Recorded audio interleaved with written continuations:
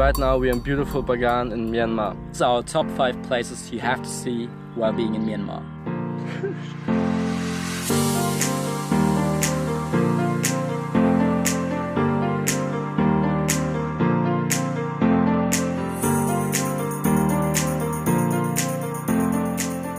Five. Yangon. Yangon, the capital of Myanmar, is not only the first entry on our list, but most likely also the place where you're going to start your journey. It is no exaggeration to say that it definitely took some time to get used to this loud and confusing city. But Yangon has some incredible gems which are waiting to be explored by you. The Shwedagon Pagoda, which is probably the most famous landmark of Yangon, is a stupa that was built more than 2,600 years ago and was rebuilt over the years and became higher and higher to its final height of 105 meters. The Shwedagon Pagoda is not only covered with gold leaves, but actually has a thick layer of massive gold wrapping the building. And to top it off, the tip is literally made of thousands of rubies and diamonds. There are a lot of tourists, but that doesn't make the experience any worse. When entering, make sure to wear clothes which cover your knees, or you will have to borrow a traditional Burmese skirt. There are even some Christian churches, which are rare since the majority of the Burmese population is Buddhist. You should probably ask your hotel for the usual fare to the different tourist attractions, since the public transportation system of Yangon might be confusing. We needed the help of a friendly local when we took the train back to the city center of Yangon, so you should only take the train if you are up for a challenge. 4. Mandalay.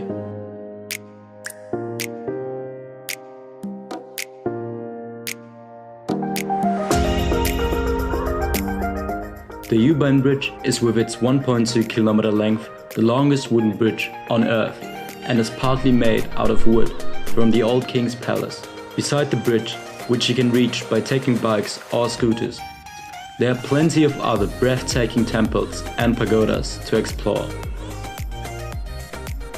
Surely our bikes broke down a few times, but we always got help from friendly locals. One temple was once covered in gold, but time, wind and rain have made the wooden structure beneath visible, which gives you an incredible appreciation for the craftsmanship. In our opinion, the beauty of some temples was degraded by using many colorful lights. Since you always have to take off your shoes, you should be aware of the incredible heat of the ground, which is why there are always small paths made out of white stone which reflect the light and are therefore much better to walk on. 3. Pa'an. After arriving in Pa'an, we played a game with some locals where the goal is to keep the ball in the air as long as possible, using all parts of your body except your arms. We were really amazed by all the friendly and welcoming people. We crossed Tanlin River to climb up a small hill to oversee the city. We paid around 500 kyat to cross the river.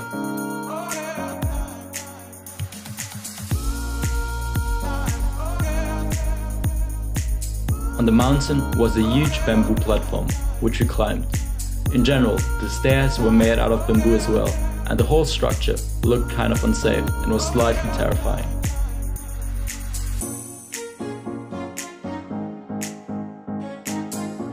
We took a tuk-tuk to bring us to the Swigabin mountain. On the foot of this mountain are thousands of Buddha statues. The sheer amount of statues, which are partly hidden in the forest, was amazing.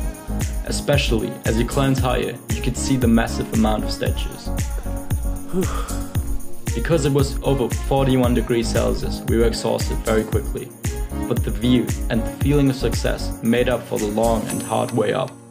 The pagoda on top of Mount Swigabin is 725 meters above sea level, and you're able to stay in the monastery for only $5 per night. You can buy drinks and snacks on the first few stages of the ascent, and then only on top at the monastery. So make sure you have enough water to stay hydrated, and that the monkeys don't steal your food. After getting all the way down to Lumpini Garden, there were no taxis or tuk-tuks at the foot of the mountain. We had to hitchhike our way back to the city, which we don't recommend, even though we were extremely grateful that a friendly local dropped us off at the city. So make sure to organize transportation back to the city beforehand. There you go, there you go. Now it's hot. 2.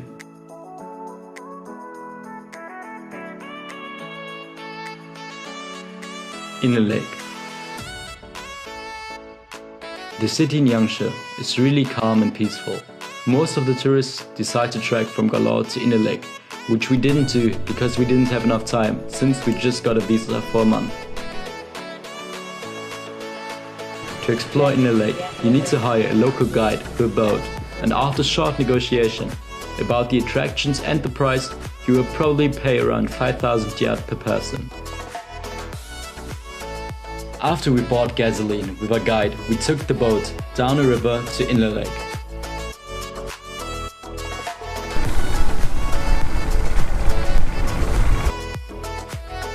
You can immediately see the famous fishermen the region is also known for. The way they steer their boat using only one leg is fascinating to watch and gives you the opportunity to take some incredible pictures. The boat tour also includes a few stops at local craftsmanship stores. We stopped by at a silver manufacturer forging their own silver jewelry.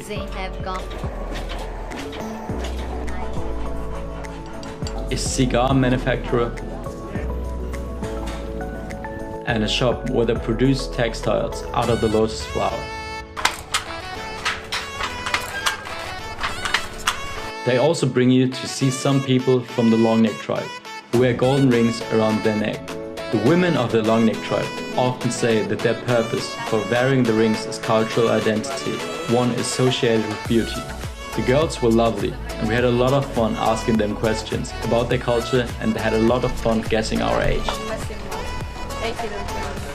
9 kilos is the maximum. Yeah, older. 18? Yeah, good. 1. Bagan. The most famous place in Myanmar, and also our personal highlight, is Bagan, which is an ancient city in the Mandalay region. In the height of the kingdom, there were over 10,000 pagodas, temples and monasteries, from which there is an astounding number of 2,217 pagodas and temples left, standing and waiting to be explored.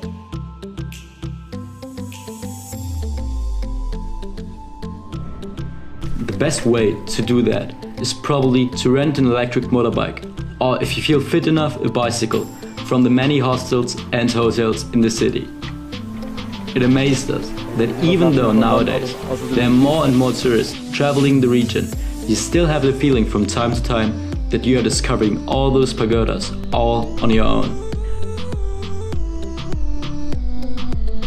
At nighttime, you will want to climb one of the many pagodas to see the breathtaking sunset. The most iconic pictures of Bagan always include hot air balloons in the sky. To see those, or to fly them, you need to visit Bagan between mid-October and mid-March, which is the only time where those flights are possible. That said, the flights aren't cheap though. They cost between $300 and $500 US.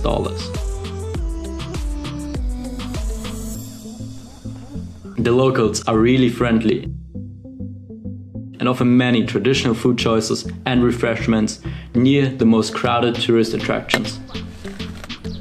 Have you ever been to Myanmar? Have you missed anything? Comment down below and subscribe to see our daily content, top 10s and travel guides.